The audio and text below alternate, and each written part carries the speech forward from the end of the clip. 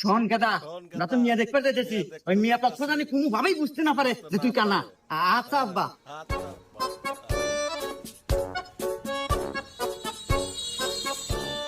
তো বাবা যে আসতে কোনো সমস্যা নাই তো? না, আমাদের কোনো সমস্যা হয় নাই। আচ্ছা যাই হোক, এখন কো আমাদের মেয়ে পছন্দ হলো নাকি? বিয়াই সাহেব, আমাদের পক্ষে তো কোনো সমস্যা নাই, মিয়া আমাদের খুব পছন্দ হয়েছে।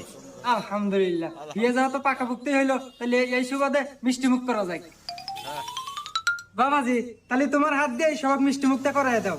গাদা, তোর হসুর কল তোর সামনেই মিষ্টি না খাড়া আছে, আর মিষ্টি কিন্তু দড়িতে বান্ধা আছে, ওটা খুলে নিস।